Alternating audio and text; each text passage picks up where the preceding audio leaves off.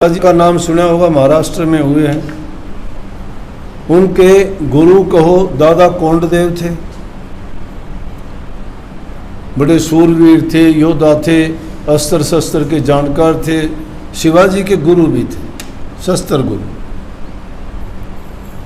दरबार में वो बड़े ऊंचे पद पर सुशोभित थे। दूसरे लोगों को हर प्रकार से वो शिक्षा भी देते थे इन चीज़ों की जो गुणों में थे। एक दिन जब वो जा रहे थे रास्ते से, गलती की बात बताता हूँ, तो उसके रास्ते में शाही बाग पड़ते थे, राजा के बाग, शाही बाग। जिन बागों को राजा का अधिकार था उनमें बड़े बड़े आम लगे हुए, और उन आमों को देख के कोंडदेव का मन करा कि मैं आम ले लूँ। उसने आम तोड़ लिए और आम तोड़ के घर लेके गया वो। जब आम घर लेके गया तो उसकी पत्नी ने पूछे कि आज तो बड़े बड़े बड़े आम और बहुत अच्छे आम हैं, कहाँ से ले आई है? बोला कि मैं आज राजा के बाग से तोड़ के लेके आया। बोला राजा के बाग से आम तोड़ के लाए? किससे इजाज़त ली? बोला किसी से भी नहीं। बोला राजा से पूछा था आपने? बोला नहीं। फिर आपने कैसे तोड़ लिए? बोला कि बस उनको देखा, सुंदर लगे, बहुत मुझे मीठी मीठी खुशबू आई, मैंने सोचा कि कोई था नहीं और मैंने तोड़ दिए। बोला कि आपने गलती की है। सच्चे इंसान और इंसानियत की बात ये थी। ये बातें इंसान को नहीं गिरने देती, उभार देती है। चरित्रवान आदमी अपनी गलती को स्वयं प्रकट करके कह देता है मैंने ये गलत किया है।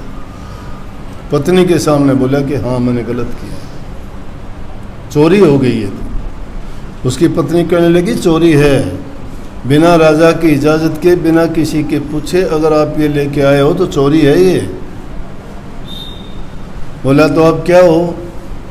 बोला चोरी की तो सज़ा होती है, आपको क्या सज़ा होनी चाहिए? पत्नी से कहता है क्या सज़ा होनी चाहिए? कि जिन हाथों से तूने चोरी की वो हाथ कटवा देने चाहिए चोरी के हिसाब से। कहने लगा सच्ची बात है, न्याय की बात तो यही है कि अगर मैंने इन हाथों ने चोरी की है तो मेरे हाथ कट जाने चाहिए। और दादा कोंडदेव ने तलवार उठा ली और तलवार उठा के अपने हाथ काटने वाले थे। कहने लगे रुको, इतनी बड़ी सज़ा देनी ठीक नहीं है। फिर अगर ये सज़ा आपने दे ली तो आप राजकाज के काम में कोई सहायता नहीं कर सकोगे, कोई काम नहीं करोगे। ये आप ना करो और इसके लिए हाथ काटने की बजाय अपने कुर्ते की बाजू काट लो, दोनों कपड़े की। वो दोनों बाजू काट लोगे तो प्रतीकात्मक रूप से वो तुम्हारे हाथों की सज़ा होगी। और वही बाजू कटा हुआ कपड़ा तुम दरबार में पहन के जाना। बोले ठीक है। रानी की सही सलाह थी, क्योंकि ऐसी सज़ा देना भी बड़ी गलत थी। ऐसे गुणवान आदमी के हाथ कटवा देना भी गलत था। उस एक का नहीं, कितने लोगों का नुकसान होना था, कितने लोग उनसे लाभ प्राप्त करते थे, सीखते थे। अगले ही दिन उसने दोनों बाजू कटा हुआ कमीज पहना और दरबार में गया तो दरबारी देख के हंसने लगे। बोले कोंडदेव जी ये क्या? और उन्होंने अपनी सच्चाई बयान की वहाँ कि मैंने ये गलती की थी, पत्नी ने मुझे ये बताया, उसने दुरुस्त किया कि मेरे हाथों ने ये गलती की है तो हाथ काटने की सज़ा मैं देना चाहता था, लेकिन उन्होंने कही कि बाजू काट के भी आप प्रतीकात्मक रूप से ये कर सकते हो कि इनके हाथों ने गलती की थी, तो लोग देखेंगे तो तुम्हारी जो सज़ा है वो इसमें पूरी हो जाएगी।